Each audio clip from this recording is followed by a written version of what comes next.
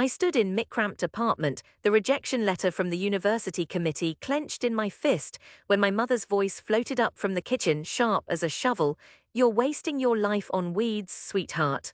No one will ever take you seriously." The words hit harder than any peer review. I had spent years isolating a compound from a rare mountain sage that could quell chronic inflammation, only to be told by a jealous panel that my work was pseudoscience.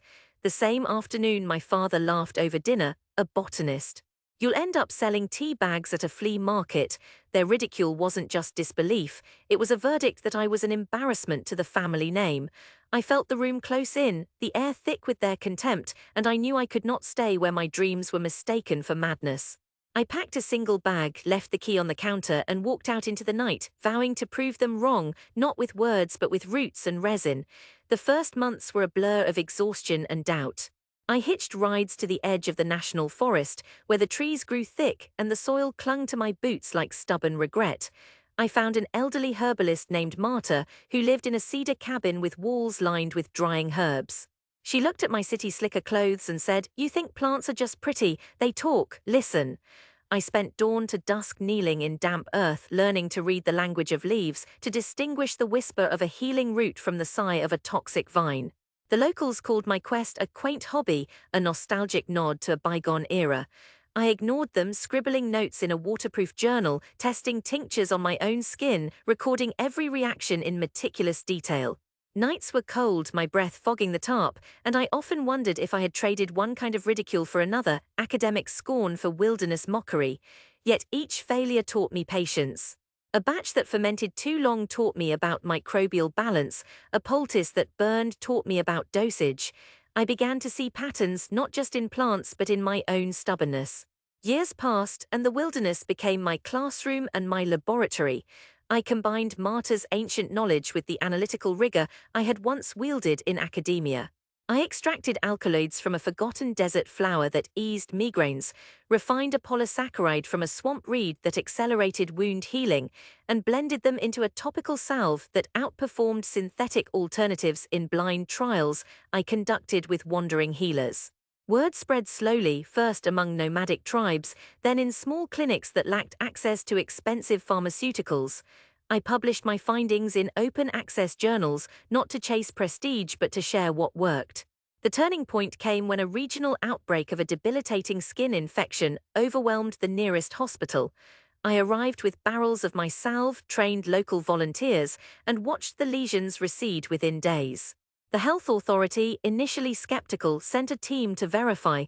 Their report confirmed a 70% reduction in infection rates, a statistic that could no longer be dismissed as anecdote.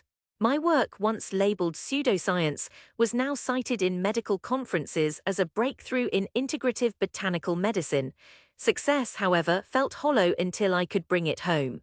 I purchased a parcel of barren land on the outskirts of my hometown, a stretch of cracked earth that the town had long given up on, a place where even weeds struggled to grow. I invited my family to a modest opening ceremony under the pretense of showcasing a community garden. I wanted them to see, not hear, what I had become. The day arrived under a pale spring sun. My parents, my older sister, and a few curious neighbors arrived with skeptical smiles, expecting a few potted herbs and a polite thank you speech. I led them to the center of the plot, where rows of vibrant green stretched as far as the eye could see. Tall stalks of goldenrod swayed beside deep purple lavender, beds of echinacea pulsed with life. The air was thick with the sweet, earthy scent of rosemary and sage. In the middle stood a modest wooden pavilion, its roof thatched with dried grasses, inside which rows of glass jars held my tinctures, salves, and extracts, each labeled with the plant's Latin name and the condition it addressed. I turned to them, voice steady but tinged with the ache of years. "This is what happens when you listen to the earth instead of the noise that tells you you're wrong."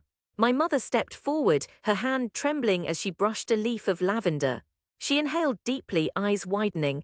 It smells like the garden Grandma used to tend," she whispered, voice cracking.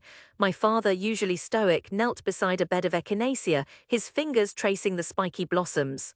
I never imagined you could make this from nothing," he said, his throat tight. My sister, who had once teased me for talking to plants, knelt and pressed a palm to the soil, feeling its warmth. "You didn't just grow plants," she said, tears glistening, "you grew hope." I opened a jar of the anti-inflammatory salve and offered it to my father, who had suffered from chronic joint pain for years. He applied a thin layer to his knees, wincing at first, then sighing as the heat eased. It works, he murmured, astonishment softening his features. My mother dabbed a bit on her wrists where arthritis had made simple tasks painful. Within minutes she flexed her fingers, a smile breaking through the years of doubt. The neighbors, who had come out of curiosity, lingered, asking for cuttings, for advice, for the story behind the transformation. The catharsis was not in their applause but in the quiet acknowledgement that lingered after they left. I watched my parents walk back to their car, shoulders lighter, heads bowed not in shame but in reverence. My father turned once, met my gaze and said, "I'm sorry I called your dream ridiculous." My mother added, "We were scared, we didn't understand, forgive me." I nodded, feeling the old wounds begin to scar over, not vanish, but become part of the landscape I had cultivated.